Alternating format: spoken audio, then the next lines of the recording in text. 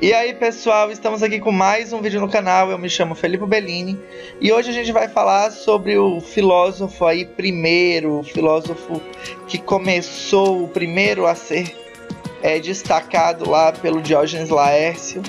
Ele que é o Tales de Mileto, considerado o pai dos filósofos, e que vai debater aí a substância primordial. Eu escolhi a frase "tudo é composto de água", porque relaciona bem a tese dele. E a gente vai falar bem mais sobre o Tales de Mileto no decorrer. O que eu tenho para dizer sobre o personagem Tales de Mileto? Acredita-se que ele era um homem de negócios, influente e um professor bacana, o primeiro professor reconhecido da escola de Mileto, que fica ali na Turquia, na costa da Turquia. E também um cara super inteligente que, por ter uma boa vida, uma boa condição, pôde pensar e refletir diferentes problemas e encarou de frente o problema do exagero teológico, né, da influência da religião em respostas que poderiam ser adquiridas pela percepção e repetição dos eventos. Bom, Tales de Mileto vai existir entre 8 e 6 a.C. Obviamente essa não é uma data super certa, e também não existem 1000 documentos sobre o Tales de Mileto, porque nem se sabe se ele preencheu isso. Não existe um texto dele, uma obra dele básica. O que se tem é o Aristóteles falando sobre o Tales de Mileto, depois o Diógenes Laércio no século III, registrando ele como o primeiro filósofo conhecido. Vamos então entender um pouquinho de contexto, e para isso a gente vai bem antes de Cristo, lá em 2500 a 3000 a.C., na civilização crinóica em Creta, que vai acreditar na religião para explicar todos os fenômenos físicos. Então tinha chuva, graças aos deuses. Rolava seca, a gente sacaneou os deuses, culpa dos deuses, raiva dos deuses. Existia muito esse humor dentro das mitologias, sejam elas totêmicas, né? Sejam elas mitologias mais clássicas, como a gente tem a mitologia grega, a mitologia nórdica. Bom, em seguida, né, lá em 1100 a.C., a gente vai ter o mito da criação babilônico, a Enuma e o Elis, né, que vão descrever o estado original do mundo como uma massa toda aquosa. Isso tem muito a ver para a teoria aí do Tales, e a gente consegue entender, já que o Tales ele define a substância primordial como a água. A gente também tem a teogonia, não é mesmo? Lá do poeta Hesídio, que vai narrar como os deuses criaram o universo, como os deuses influenciaram na criação e decidiram fazer aquilo lá, oriundos de seu humor, em busca de um propósito, em busca de discípulos. Bom, e daí aparece o Tales de Mileto, e ele vai ver toda essa religiosidade e vai dizer: opa, peraí, podem até existir os deuses, mas a gente não precisa culpar necessariamente os deuses a tudo. E para isso ele vai trabalhar na área da metafísica, em busca do elemento primordial, da criação, e a abordagem dele vai ser o monismo. Vai, na mente dele, existir um elemento básico que define tudo isso, e que vai ser responsável pela criação de todos os outros. Depois Tales, a gente tem o Empédocles, que vai propor os 4 elementos, né? Terra, água, ar e fogo. Aí uma curiosidade para quem não conhecia, certo? É daí que vem as nossas noções de 4 elementos primordiais capazes de criar tudo. Isso lá no século V a.C. E por último, o Leucipo e o Demócrito, que concluem que o cosmo ele é constituído de átomos e espaço vazio. Isso bem depois, vocês podem ver aí, 400 anos depois, mas em um curto período de tempo, olha quanto que a gente teve de religião, o homem passa a reclamar relações naturalistas e racionais para dizer e explicar os eventos que fogem do seu controle. Então vamos ver como é que o Tales fazia essa observação. Aí na primeira imagem, né, a gente tem a chuva e o sol. Então existiam as condições específicas de tempo. Essas condições específicas vão determinar uma boa ou uma má colheita, vão determinar o que se dá ou não para fazer. Então o Tales vai dizer que uma boa colheita depende dessas condições e não da súplica aos deuses, porque vai chover ou não vai chover, independente disso, e é capaz de prever se vai haver chuva ou seca bem antes também. Isso fez do Tales de Mileto, certo?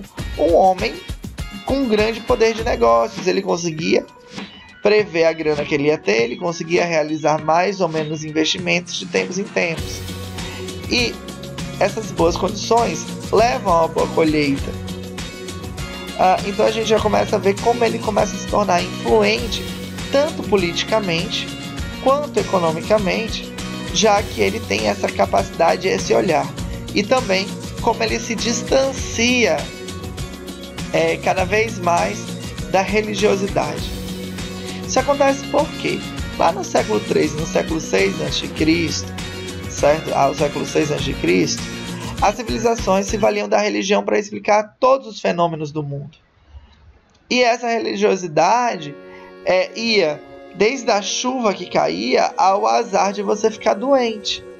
Você ficou doente não era porque você estava sujo, não era porque você não tinha condições básicas, não é porque não existiam vacinas ou remédios. Era simplesmente porque os deuses queriam.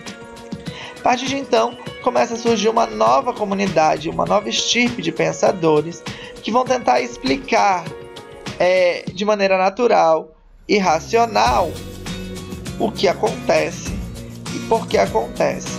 O primeiro deles e mais conhecido é justamente o Tales de Mileto, tá bom, pessoal? O Tales de Mileto ele vai se apegar a uma grande questão, essa é a questão fundamental do trabalho dele. Ele vai tentar definir qual é a matéria-prima básica dos cosmos. Questionando qual é essa matéria, ele vai dizer que ele procura uma substância básica, ou seja, por isso monismo, e que essa substância ela tinha que ter determinadas características. Já já a gente vê isso, tá bom, pessoal? O importante até agora é entender que o monismo ele é criado tanto por Tales quanto seus seguidores, e ele vai estar valendo até a chegada aí da cristandade, na busca dessa complexidade aí do corpo, né? Do ser, que vai desde materiais inatos e básicos, como o grão de areia, por exemplo, sem vida, até seres vivos. Ele procurava esse elemento substancial, assim como seus seguidores. Então, quais foram as perguntas do Tales de Mileto? Ele vai fazer assim: primeiro, qual é a matéria-prima básica dos cosmos? Ela deve ser algo a partir de qual tudo possa ser formado. Então, será que a água? Será que o fogo? Será que elemento seria esse? Esse elemento ele deve ser essencial à vida. Sem esse elemento não existe vida. Portanto, elementos ausentes não interessam. Elementos que vão contra a vida, que contrariem a necessidade, principalmente do ser humano e dos mamíferos, de sobreviverem, não vai interessar. E na cabeça dele, esse elemento deve ser capaz de se mover, já que o ser vivo consegue se movimentar, e capaz de mudar de forma, mudar de estado. Então ele foi pesquisar na natureza e o que ele encontrou foi a água. A água muda de forma, né? Ela muda de estado físico, ela é gasosa, ela é líquida e ela é sólida. Ela toma qualquer forma. Se você colocar ela numa garrafa, ela vai tomar a forma de uma garrafa. Se você jogar no mar, toma a forma do mar. Se você jogar no chão, e daí você tem toda a noção de por que ele escolheu a água. O ser humano, se não beber água, morre. O animal mamífero que ele mais tinha contato, o pássaro, o réptil, se não beber água, morre. Isso, claro, lá na antiguidade, que era a percepção. Para defender a água, Ele também vai defender a tese de que a gente vive numa grande massa de terra, mas que ela está sobre as águas. E que esse conjunto de terra, então, ele vai flutuar em uma base d'água muito maior, da qual ele é oriundo. Isso é interessante por quê? Porque o Tales de Mileto, ele joga lá a areia no mar, ele vê que a areia vai embora. Ele vê que ao chegar perto do mar, a areia vai se desfazendo, a terra vai se desfazendo. Ela se fragmenta, ela vai para longe. E na cabeça dele, tudo está relacionado. Ele também vai dizer que a causa de ondulações e tremores na terra é devido à água. Se ocorrer um tremor na água, por uma fonte qualquer desconhecida, a gente vai sentir na terra como um terremoto. E daí ele também vai explicar, a partir disso, os desastres naturais. Os desastres naturais se relacionam às movimentações do elemento primordial, substancial, que no caso dele é a água. Bom, pessoal, é isso daí. É claro que o principal quesito do Tales de Mileto é ter sido o primeiro pensador e ter construído essa escola, que é a Escola de Mileto, que vai funcionar como base para diversos outros teóricos, inclusive para a nascença lá da escola pitagórica do Pitágoras, que é o nosso próximo vídeo. Bom, pessoal, muito obrigado por tudo. Por favor, não esqueçam de se inscrever no canal.